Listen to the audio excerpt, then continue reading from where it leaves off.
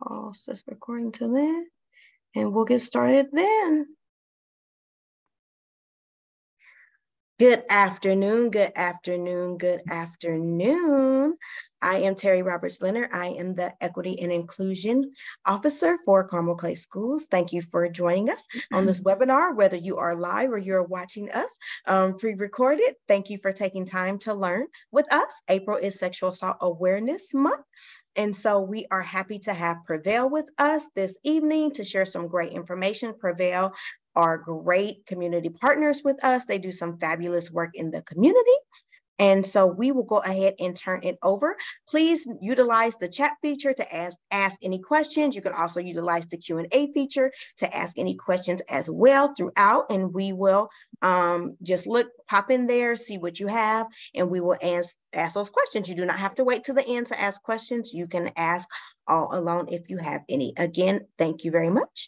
And I will turn it over to Prevail. Thanks, Terry. I'm Caroline Dukanich. I'm the Interim Executive Director of Prevail, Inc. I just want to thank Carmel Clay Schools for this opportunity to do this webinar and this education, and also for all the ways that we collaborate with you over the years. I'm just going to very, very briefly, before I hand things over to Leslie, do a quick overview of Prevail just to make sure folks know who we are. Our mission is to empower victims of crime and abuse on their path to healing, while also engaging with the community to support safe and healthy relationships. And so what we're doing today is all about supporting and promoting safe and healthy relationships. We are one of the only, I think we are the only in Indiana nonprofit using a survivor-centered trauma-informed care approach. We serve all victims in a supportive, non-judgmental, confidential environment. And our goal is always to empower and educate and strengthen all of those families that we serve. I do want the group to know that any victim of crime or abuse experiencing trauma can access our services across all demographics, all socioeconomic backgrounds.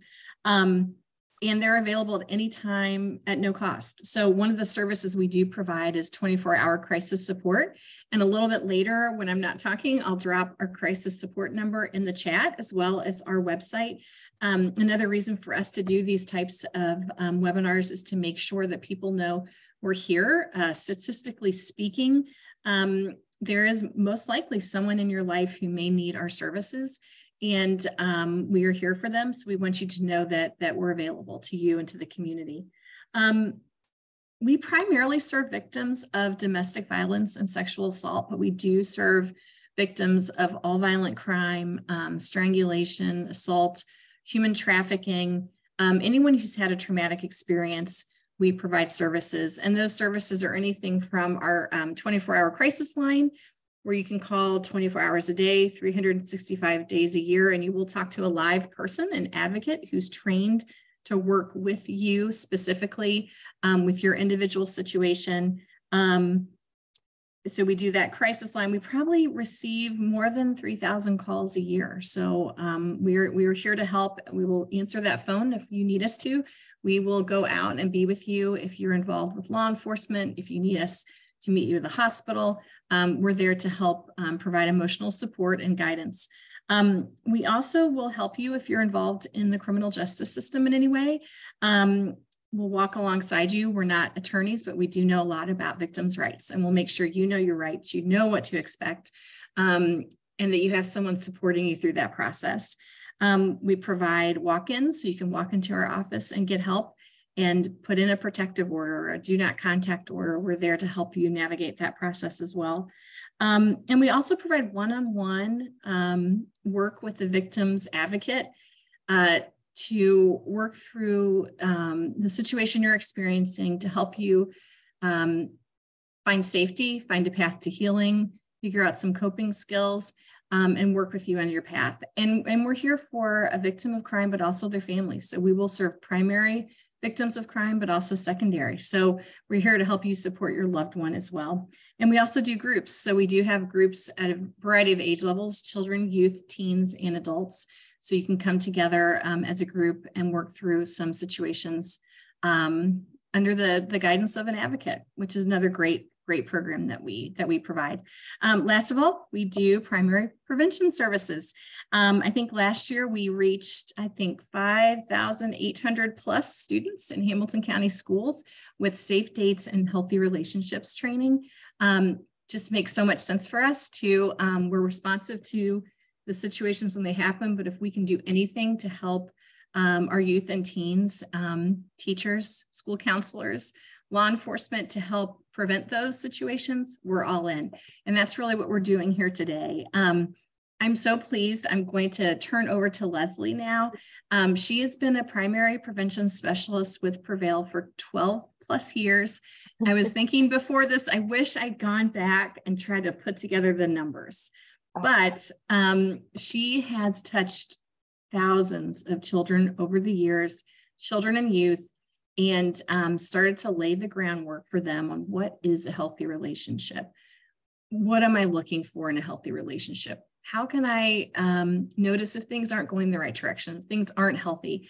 I have no doubt she's prevented a lot of situations and she's touched a lot of lives. So I'm just so thrilled she's doing this today. So Leslie, and she's also a Carmel parent, so which is another wonderful tie. So I'm going to turn over to Leslie now, and I will put that information about Prevail in the chat as well. Leslie? Thank you, Caroline.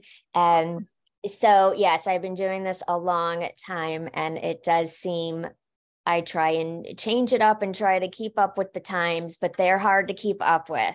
Sometimes just their language itself, and I see them all the time, is difficult to keep up with. So I wanted to start off by just saying that we know that all teens are going to be in some type of relationship at some point in time in their life. They're also at some point in time in their life, they're going to have sex. So we know this is going to be happening whenever it is they choose and whatever is right for them. I believe none of us want teens having sex or being in, some major relationships, but we know it's going to happen. So if we want teens and kids to have healthy relationships and healthy sex lives, then we need to be talking to them about this, because the alternative to that is them asking their friends, and we know what advice they give, or turning to the internet, and that can be pretty dangerous and scary, and misinformation or more information that they can understand at their age. So it's important that we as parents and teachers and counselors and all those people are sort of setting this example and being open and honest with them. I hear a lot, they tell me that adults do not listen to them. And that makes me sad for them. Because they do have a lot to say, they have important things to say. And when they feel they're not being heard or listened to, they then tend to just kind of shut down. And believe me, I have given my kids rational, reasons for why there are rules or curfews or whatever. And sometimes, it's not enough for them. And sometimes I just look at them and say, I can't give you any more answers, because no answer I give you is going to satisfy you, because the answer is not yes. The reason's not, yes, you can go do this. So I think that's an important piece. I have a slide here that talks about the healthy versus unhealthy and abusive relationships. We know that relationships are on a spectrum, so they can be anywhere between healthy and abusive. And we can be in a healthy relationship, and there can be unhealthy behaviors that do pop up. The hope is that we recognize them, we learn from them, and then we don't do them again. If we don't, especially when they're younger, if we learn that an unhealthy behavior makes us feel good about ourselves or gets us what we want, then there's a high probability that they're going to just continue those behaviors throughout their life if nobody is really telling them any different. And so, this becomes very complicated. Well, how do I know if it's healthy or unhealthy? And if I'm in a healthy relationship and unhealthy behaviors pop up, is that okay? we're human. It happens. But again, that piece about learning from it and not doing it again is what we're really looking for. I can also be in an abusive relationship, and there are healthy behaviors that do happen throughout that relationship.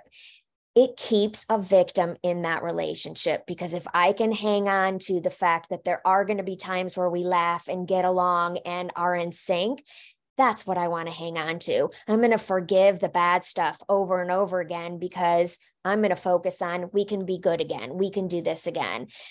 And so that, again, makes it extra complicated. We also know that when somebody lies to us, or if they call us a name or they humiliate us, when it's somebody that we know and like and care about, and especially if we want them to continue liking us, we're going to forgive easier. We're going to make excuses. We're going to justify their behavior, because when those feelings are involved, our sort of rational, logical thought process sort of goes out the window, and all we can see are sort of those feelings. And that's why it's easier to look at somebody else's relationship and say, well, this is wrong and this is wrong and this is wrong. But the person in it, it's like they have no idea. They think life is fabulous. They're not focusing on any of those unhealthy behaviors, mainly because they're attached. Those feelings are kind of overpowering sort of that logical thinking in a sense. So one of the things, two things that I want to touch on about having a healthy relationship is consent and boundaries. So we know consent is permission to do anything. This is not a new concept for anybody. When you talk about the kids, they've been learning consent since they were in preschool. You know, when they wanted to play with blocks and another child was playing with blocks, they were taught to go ask if they can play with the blocks. And if that kid said yes, it was like a great preschool day for you. If they said no, you weren't taught to take the blocks and run and go play with them. You weren't taught to beat the kid up and then play with them. You weren't taught to make them feel guilty or humiliate them until they let you play with them. You were taught to walk away. And so consent is not a new concept, but for some reason, we tend to tie consent only to sex, which is important, but it shouldn't be a new concept. If I have to ask you if I can borrow your pencil or look at your, use your phone, then shouldn't I have to ask permission to touch your body? It's even more important at that point. And I think it's something important to talk to kids about. They raise their hand in class, they're asking for consent. So just continually reminding them and tying that consent to all of these other things, then maybe when we go to talk about consent and sex, it's not so foreign to them in a sense, or uncomfortable. The other thing that's really important in a healthy relationship are boundaries. Boundaries are those limits that we put for ourselves. And we're not very good at telling people our boundaries. We're afraid somebody's going to think we're rude, or we're being mean, or we're finicky, because we're not very good of accepting other people's boundaries. If somebody's standing too close to me in a store line, in my head, I'm thinking, why are you in my space? Why wouldn't you move back? It takes everything in me to say, Leslie, turn around and just say, hey, you're making me a little uncomfortable. Do you mind taking a step back? But I don't, for fear that they're going to think I'm rude. But how does somebody know what my boundaries are if I'm not able to tell somebody? We don't read people's minds. And so it's important to not only know our own boundaries, but be able to tell them and explain them. Boundaries are really difficult to respect of somebody else's when you don't understand it or you don't get it. I have two boys. My 20-year-old, I can go up to him, I can hug him, I can give him a kiss. It doesn't faze him. My 18-year-old, I can't touch. I cannot put my hand on him. I cannot hug him. That is a boundary for him.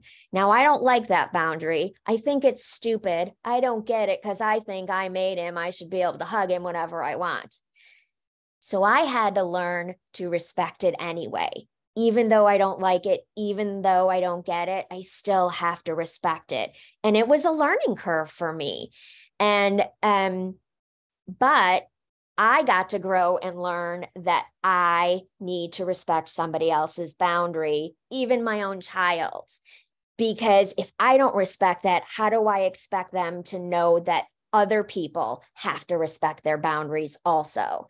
And it also lets them practice on you to tell them what your boundaries are. If they can't say what their boundaries are to their parents, how are they going to say it to random people or even classmates or new dating partners? So that's another really important piece. When we look at, how do we know ourselves if our relationship is unhealthy, or how do we look at our child or a student we have to see if their relationship is unhealthy? And some of those unhealthy behaviors are pretty textbook. Some of them are pretty normalized. So of course, anybody physically hurting somebody else, we all know that's not okay. It's been drilled into our brain.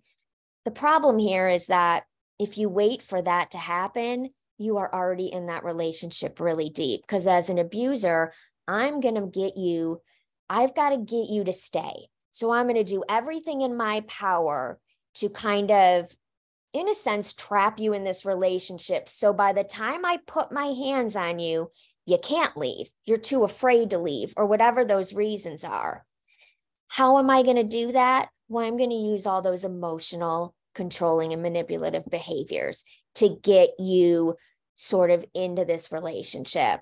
And those are things like isolation. So if you see a student who usually is around a big group of friends, or your kid is usually pretty social with their friends, and you see them pulling back, it's worth inquiring about. Are they in a relationship? Are they, is their partner trying to isolate them from their friends? They may not tell you, I'm sorry, that they're in a relationship. They may not tell you. But you can still ask, and you can still talk about that isolation is a sign. So if somebody were in a relationship, and then maybe it gets them to connect for themselves. Jealousy is another one. That behaving jealously is so common, and it is a controlling behavior. And the students will tell me, well, if somebody's liking a post or a picture on Instagram, yeah, I might be mad at that, because it depends on what it is. And so they're dealing with all these other things that most of us didn't grow up with. And so to explain to them, anybody can like any picture. It doesn't necessarily mean that they're going to leave you or break up with you, but that's a fear. We get that. But if I try and make them not break up with me or not leave me, now I'm controlling. You can't do that. It doesn't work. We all know, some of us have tried. It doesn't work. You can't make somebody stay if they don't want to stay, or you can't make somebody love you or like you if they don't feel it. So that jealousy piece is pretty important. Humiliation, or change in dress, because some abusers will try and control what that other person is wearing, whether they think clothes are too revealing or whatever that may be. So that's another sign that you might be able to look for.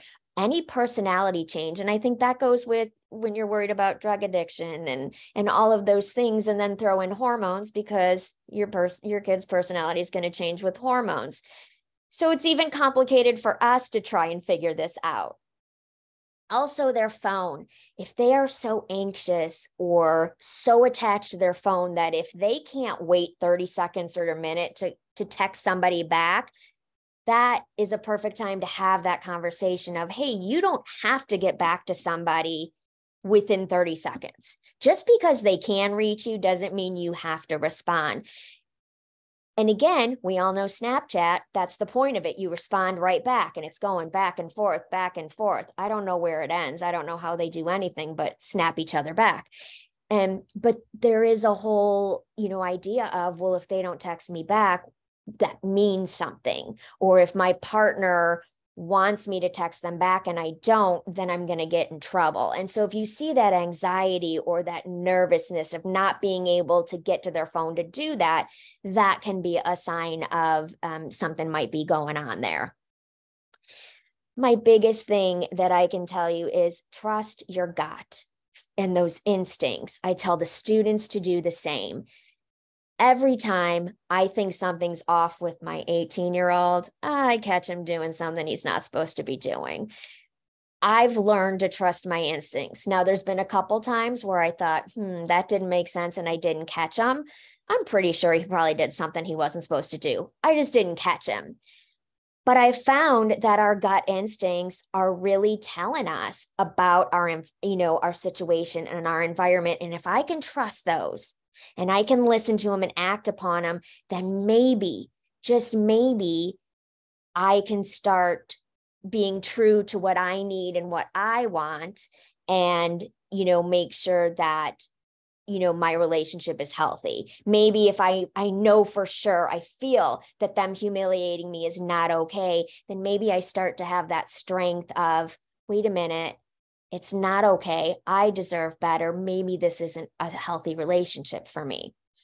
So those are some of the things that I would definitely say are important to look for and common. One of the things I do with the students when I see them is I have them fill out a worksheet, and it's called How I Want to Be Treated.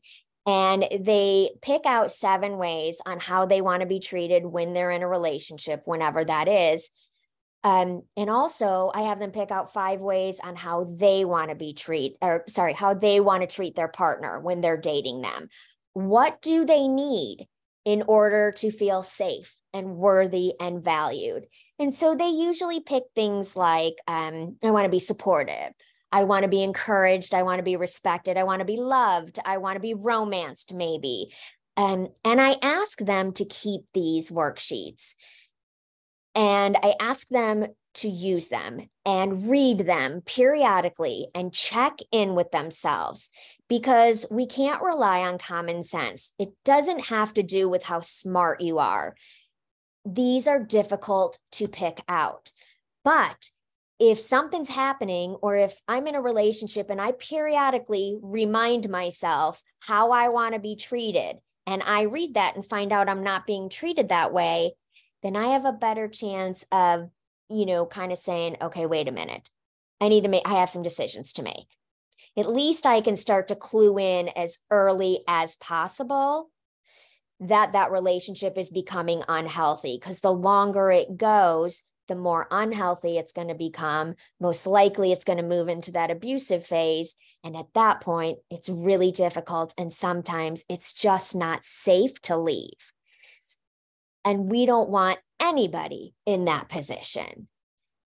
So I really do encourage anybody who has teens, especially, and you can do this even like friendships. How do you want your friends to treat you?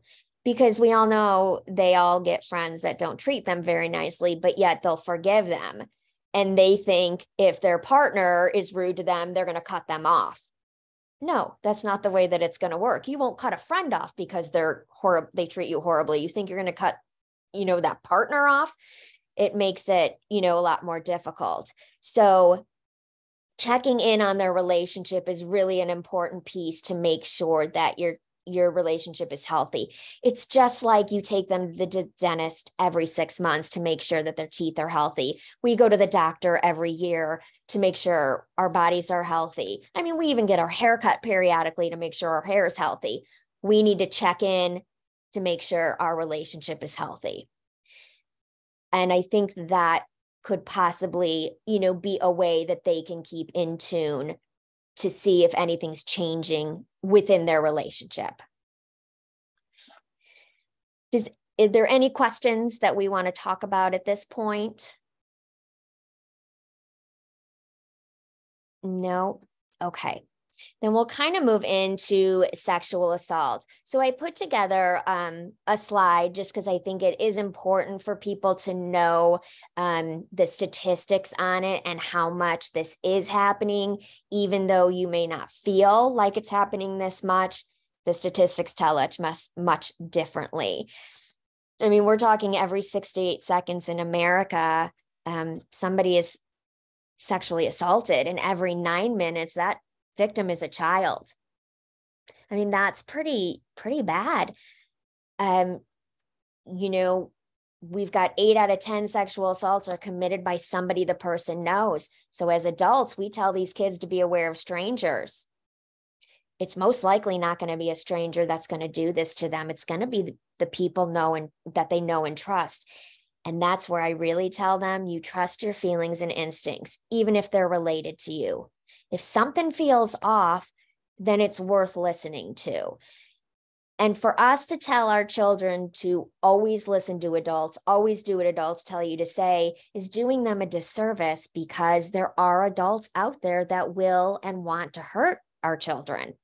So if we don't equip them with the tools they need to recognize or to trust themselves, then it's probably easier for adults to get them to stay quiet throughout this. And then we've got 66% of victims of sexual assault and rape are aged 12 to 17. 12 to 17. I mean, it's unfathomable. If we're not talking about this, we can't do anything about this. And as adults, I am trying to, there's some people out in the community that are trying to change this. I can't do it alone. I can't do it as an adult. We need our kids to be changing our culture for themselves, because when they speak to each other, when they don't think a behavior is acceptable, that is going to resonate so much more with their peers than if an adult says it. One of the things, because we have the statistics that we have, I want to touch on, what do we do if we know somebody or they disclose to us that they have been sexually assaulted? How do we support them? The first important thing I want to say is that you can't fix it. That's not your job. And you can't fix it. Your job is to support them. So questioning them of who did it, what happened, are you sure? All those things, you're forcing them to say things they may not be ready to say, or they may not understand what happened yet. So it puts more pressure on them, and it actually can traumatize them some more. So what we want to do is we want it to be survivor or victim led. What that looks like is saying things like, hey, I believe that this happened to you, because so many victims are afraid that people aren't going to believe them. And in our society, most people would rather believe that the victim is lying than the person accused. And as much as I find parents want to shield teens from this, when I get them in class, most every class will say, well, don't people lie about it all the time to get money? We have such a skewed way of thinking about this. It is less than 2% of people lie about a sexual assault. And that is no different than any other violent crime. You have 2% of people that lie about any other violent crime. So it's very, very low.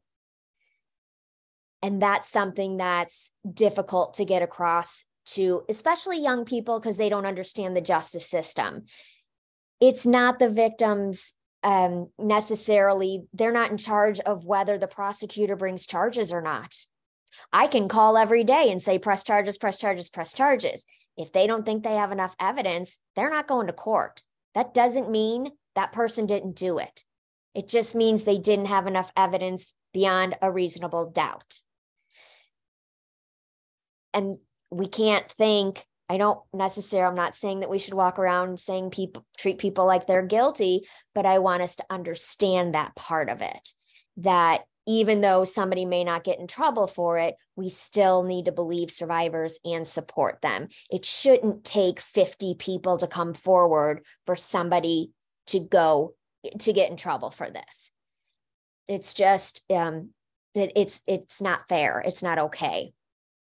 So other things you can say to a survivor that can be helpful or supportive are, thank you for trusting me. Thank you for telling me. That had to be really difficult for you.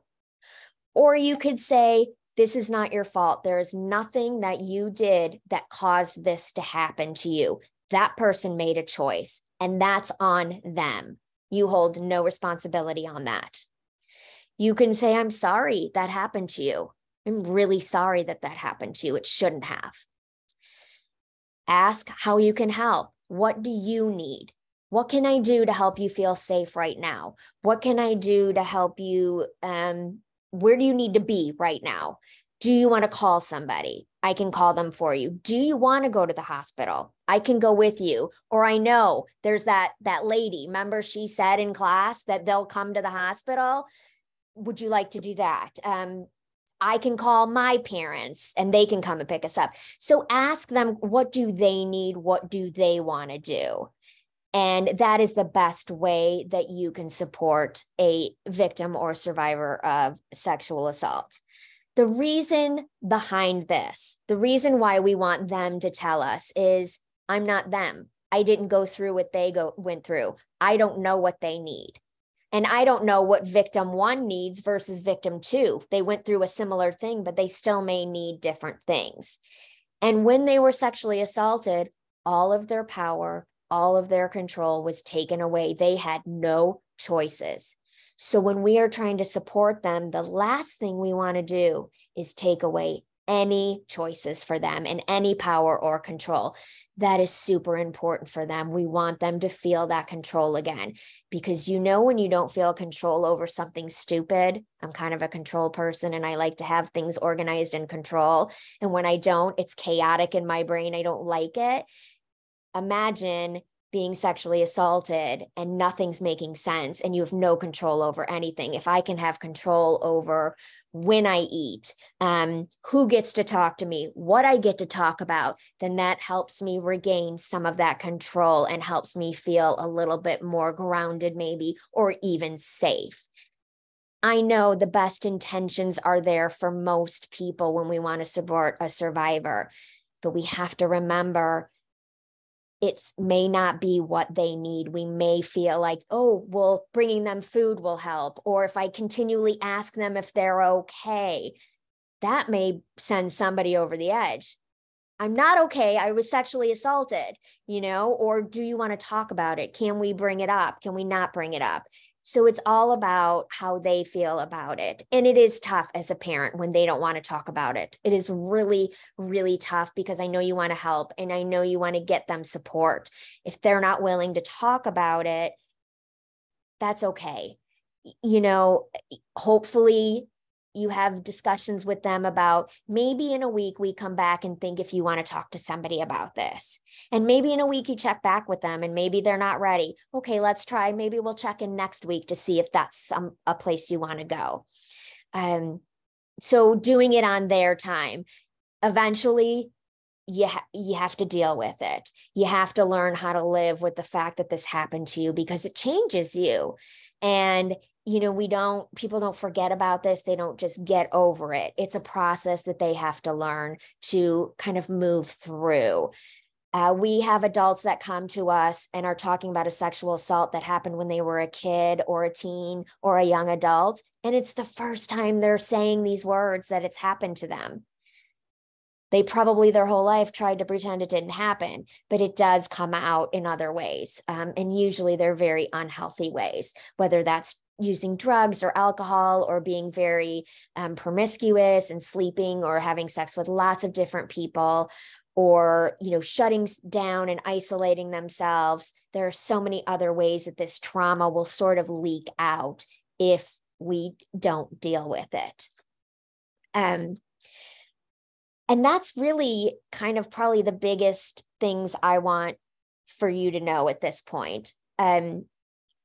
If we're not having any of these conversations with our kids, even in elementary school, broaching some of these topics and subjects, then if something does happen to them, why are they going to come to us? If we've never had these conversations with them before, they're not going to feel comfortable, especially when they get into that middle school age. They're not going to listen anymore. It's too ill for them. It's too uncomfortable. And so it's important to be open with them about what they're wanting to know. If they can come to you, then you get to share your values, your morals, what you hope for them, and why. But then you empower them to make some decisions for themselves. And I think that's a great thing, to not only look out for them, but empower them to look out for themselves, because you can't be with them all the time. And I want these teens to be able to go, or kids, to be able to go to their family members for help. But if they don't feel comfortable, then, that's going to kind of stifle that. And then they're probably not going to tell anybody, because they're going to be so afraid of how that affects you. And it is going to affect you. But like Carolyn said, we have programs to help you through that also. So are there any questions that have popped up that we need to address? Lisa, did you see any? You're on mute, I think. Yeah, I was. Sorry about that.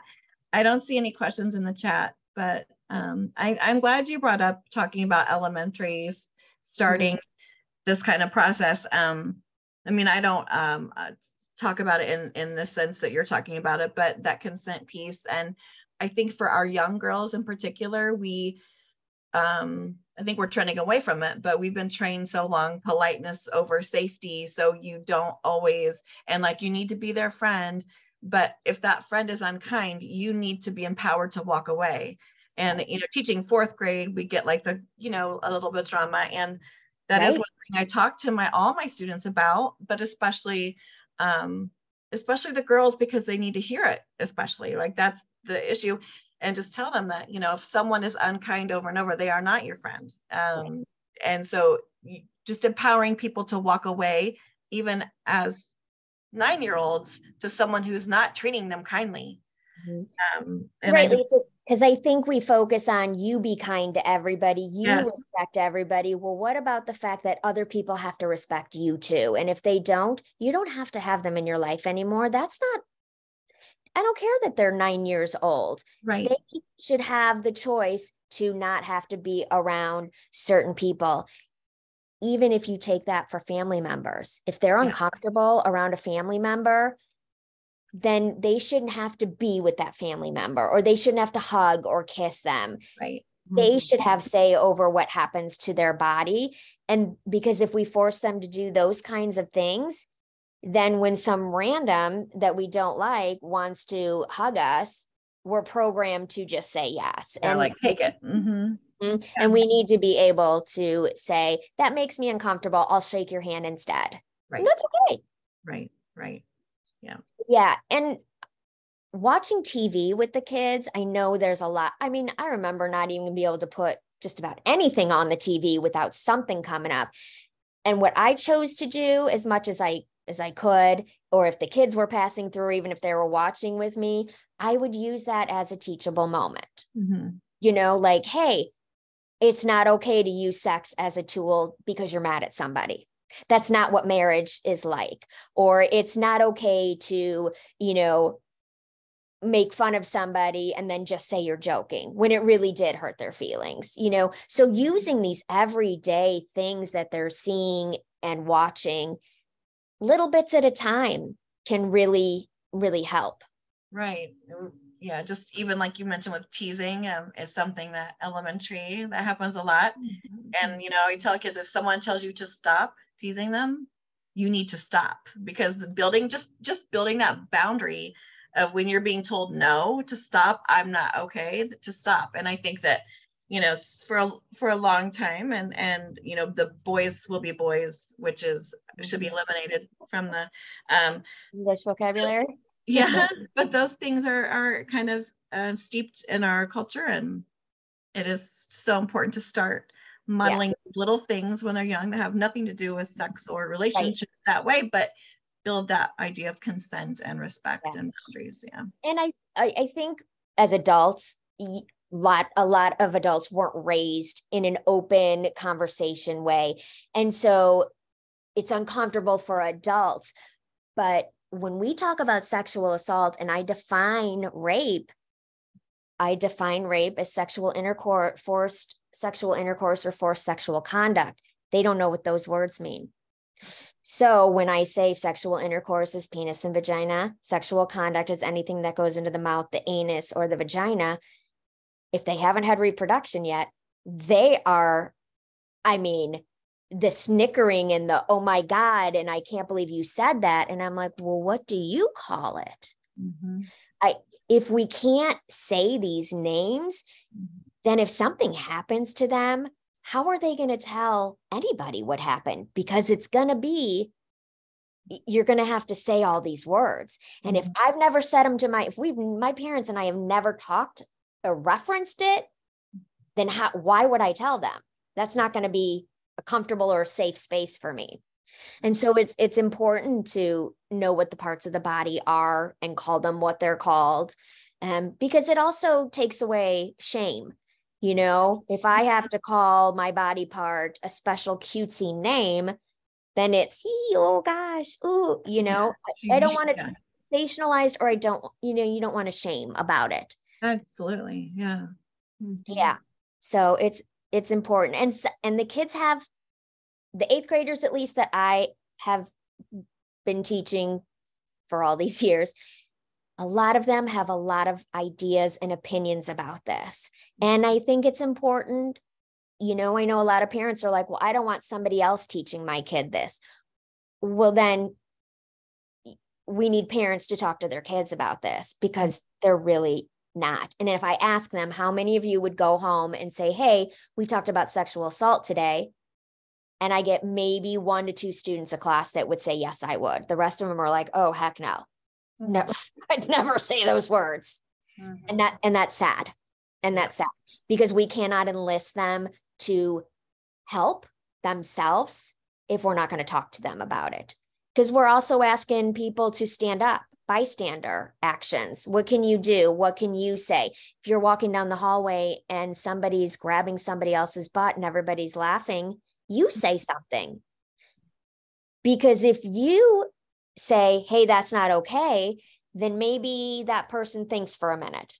Maybe if more people started saying that, then that person starts learning that's unacceptable behavior. Because if we don't, that becomes acceptable behavior. Because right now, sexual assault in our society and violence are acceptable. Violence is acceptable if it's justified. We tell our kids, you defend yourself. They don't understand what that means. They think if somebody is in their face yelling at them, they get to punch them. And legally, they do not. We don't define that self-defense law for them. And there was something else I was going to say and I lost it. So, there it goes. I'm glad you mentioned, and I think it's worth saying again about the commonality almost of rape and sexual assault, especially on females, and the fact that there's all these justifications like what she was wearing. And that is absolutely never a justification, because people should be able to wear what they want. Men can be shirtless anywhere they want, and we can control ourselves. So it's that shame factor. It's that that the woman has all this responsibility of morality, and men don't. Just like, I could go on, because I get this is, I know, study all this stuff, but even just like our labels, as far as like, you'll know if I'm married, divorced, or never been married, just because I have to put that in front of my last name. Men don't. It's all these regulations on women that kind of keep us where we've been kept for a long time. And right. So and all that like blame. Right. And so I think the other thing I was going to mention was everybody will tell you, no, it's not okay to sexually assault somebody. Well, why are statistics? Why are 1 in 4 girls sexually assaulted by the time they reach 18? Why are 1 in 6 boys sexually assaulted by the time they reach 18? There was a study done that asked college students, and I think it was like 1 in 3 college males, if asked if they could force somebody to have sex and get away with it, would they do it? And they said yes. It's mind-blowing. Yeah. So not talking about this with them is not okay. We had a whole discussion today in Block 3 today, They couldn't get over the hump that clothes have nothing to do with it. They just couldn't get there. And I was like, okay, I can't, I pulled out the studies, I pulled out the statistics. They just couldn't, some of them just couldn't get there. And I was like, okay. And in my heart, I'm thinking, okay, maybe it'll make them at least think about it. But yeah, they want to have a reason for it. They want to say, well, as long as I don't wear that, then it's not going to happen to me. And that's not true. I mean, I've been told my whole life I shouldn't walk alone. I shouldn't drink too much. I shouldn't wear certain clothing. I shouldn't flirt too much. I have to carry a personal weapon on me. I'm supposed to know self-defense. I shouldn't wear a hoodie or my hair in a ponytail because it's easier to grab. If I'm being pulled over by a police officer, I'm supposed to put my hazards on, call the police station, make sure it's actually a police officer pulling me over. I'm not supposed to, I'm supposed to lock my doors. I'm not supposed to answer my door when I'm home alone. I mean, it's not working. It doesn't work. And so when we talk about, can I prevent somebody from sexually assaulting me? And I get them to understand, no, you can't, because you can't control the other person and they're the ones making the decision. I then say, we leave our doors unlocked to our house all the time. I'm not joking. Our back door is unlocked 24 hours a day. Our front door is usually unlocked. Even when we go on vacation, that puppy's unlocked. And I ask, if somebody robs me, whose fault is it? And they say yours. Mm-hmm. Well, why aren't you going to blame the robber? How did he or she know that my door was unlocked? They already had the intent. Mm-hmm. Me leaving my door unlocked does not force anybody to do anything. It maybe make easier for them. But if somebody wants in my house, they're getting in my house. Mm-hmm. If they really want in, and so it's not fair to take the blame off the person that's doing something wrong. And it forces a lot of guilt and shame on a victim.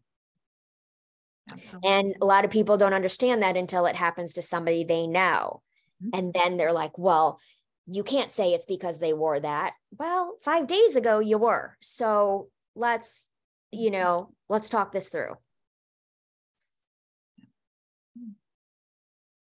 So I would hope that we could maybe enlist our students to be more involved in, let's say, Teen Dating Violence Awareness Month that happens in February.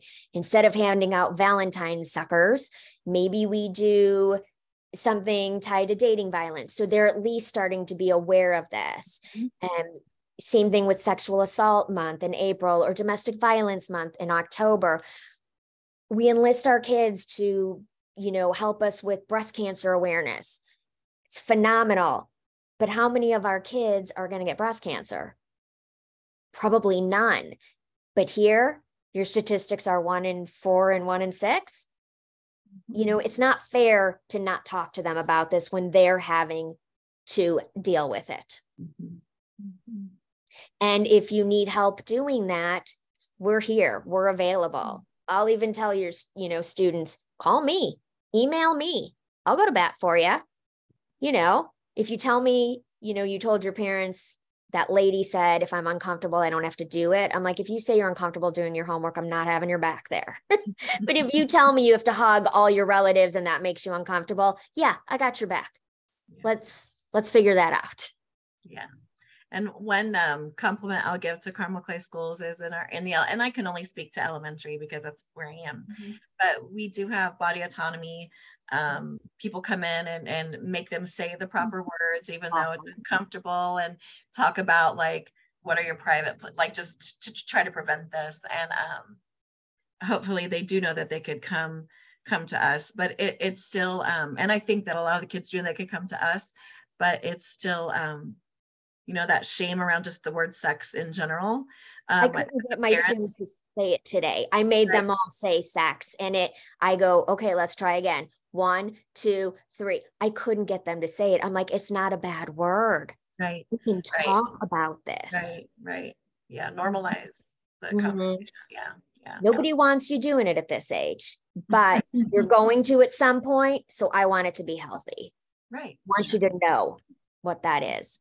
Absolutely. Mm-hmm. So yeah, but we're always here for parents, for all of our community, whether it's this has happened, I don't know what to do, or, this happened to my child and they don't want to tell anybody. How do I deal with that? you know, or, you know, whatever that is, we can, how do I talk to them? Give me something to say. Okay, here's a movie, watch it, and you be able to go to town on it. You know, we have resources like that, or I'll come up with them for you. Sure. And I'm sure Terry's going to do this, but is getting your information to our school social workers in elementary and up, just so that they have extra support if they need it and someone to call. So yeah, I'm sure that she'll take care of that. Absolutely. Well, that's technically all the information I have that I prepared, unless there are questions or anything else you wanted me to speak on, or Caroline for that matter. Do any of the participants have a question? Okay, well, I know that if you are a participant, you have a question, they did leave the email in the chat. So if you wanted to contact them or reach out to any of us, and we could get you into the contact with the right person. But I would just like to say thank you for talking to us tonight, and thank you for participating or watching if you're watching. And we just appreciate the information because it's critical. Yeah, and we gotta all do what we can to keep our kiddos safe. Well, Lisa, thank you for doing what you guys are doing, because that, I think it's going to make a huge difference. I think it's so wonderful to hear all the things you're doing, because that's student focused, and how can we help them and keep them as safe as possible and empower them to keep themselves safe. And that's probably been a long time coming. So that's great. Yeah, ditto. And I just, thanks again for letting Prevail have this opportunity, for welcoming us into your schools. We are here for you. So the crisis line is in the chat. So is our website, and we'll make sure you also get a number to call when you're not in an immediate crisis. We're still here for you to help you figure out a path forward. And thank you, Leslie. We're so lucky to have you and your experience. I really appreciate it. Thank you. All right, thank you. Have a good night, everybody. You too. Bye. Bye.